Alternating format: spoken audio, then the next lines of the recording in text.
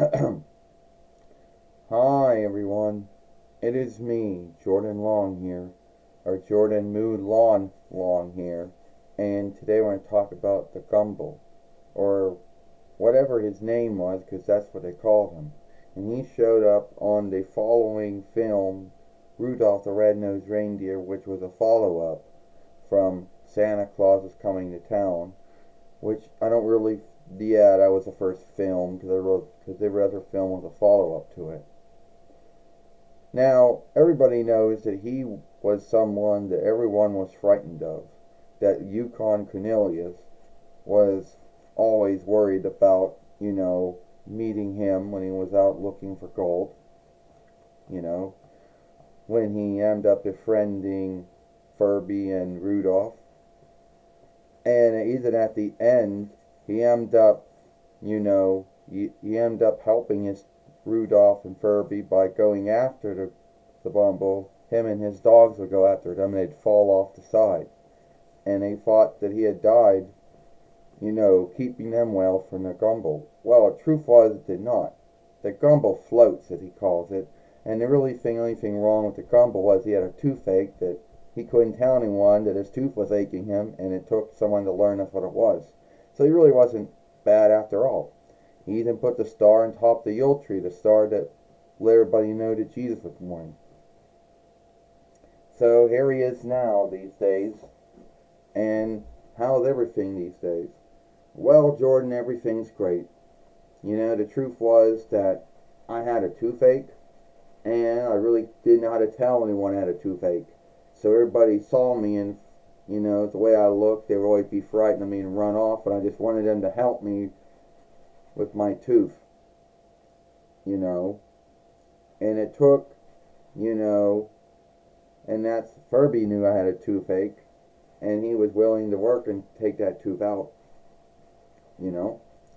So how is it that, how did Yukon Cornelius know you had a toothache for Furby to help you out with it? I don't know. I don't know, I guess he took the time to understand what I was seeking to tell him because I kept pointing at my mouth and my tooth all the time, I guess. And he put two together. Yeah. Wasn't it true they were off shooting you from, the Yeti or whatever the English word was, the snow being? Yeah, that would be right, you know? So, alright, I was at Giant Eagle once, or, Big Bird or Ethel's Bird once, and they were selling, dolls from like the 30-year day of that drawing film. And one of them happened to be you.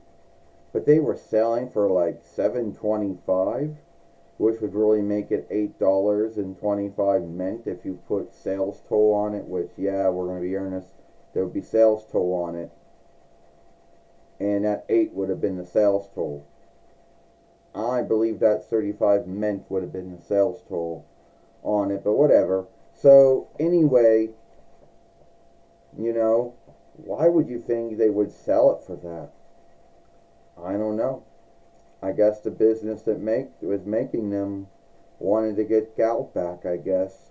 And I guess the shop wanted to get galled back too, so they thought, oh, well, we'll sell it for about, $7.25. And the 25 mint will go to, I guess, Pennsylvania right for sales toll.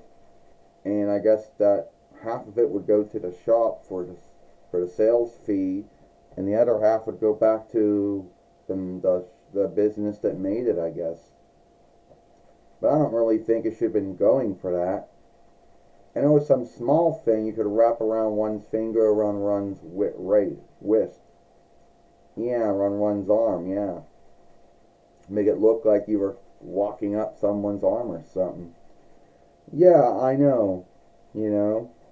Well, you didn't get that, did you? No, I ended up putting it back because I don't think it was worth $7.25. Yeah, that's what its worth was. That's what the sales fee was. But I didn't think I should have to yield that much to buy that small thing. But yeah, I guess that really can't be helped. So, So you showed up on Rudolph the Red-Nosed Reindeer, the follow-up drawing film to Santa Claus is Coming to Town, the first drawing film. And a lot of folks say that it was clay work, that they made all those dolls out of clay and somehow ended up making them shift around. That's what folks say, that it was a drawing film and they were clay dolls that everyone made and somehow, got them to, walk and talk and other things. Yeah, that's what I heard. Like, clay work was like the big thing at the time, you know?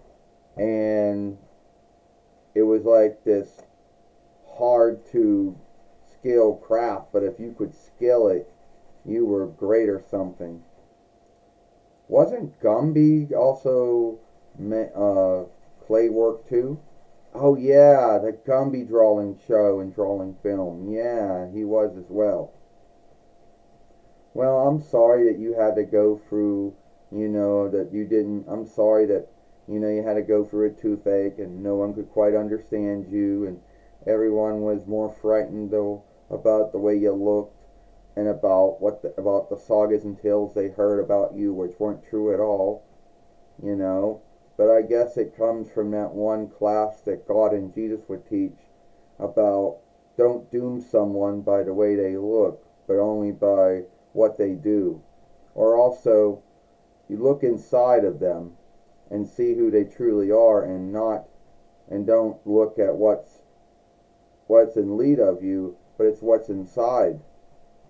Yeah, that's right. You know, it took some folks time to learn about me, to see the true me, and to understand that, yeah, I may have looked all frightening, but I wasn't frightening. And I didn't mean to harm anyone.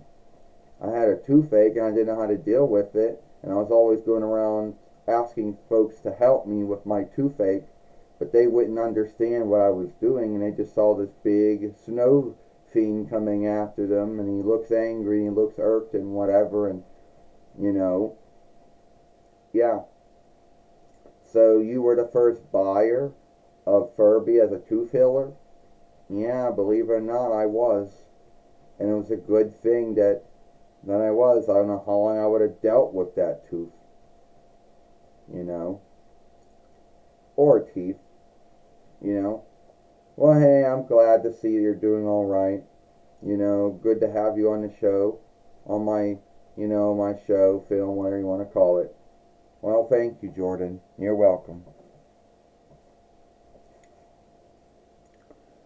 Well, that was the Bumble. That's what they called him. I don't know why they gave him that name, but that's just what they called him. You know. So, if you liked this film, let me know what you think about it. And I'll see you later.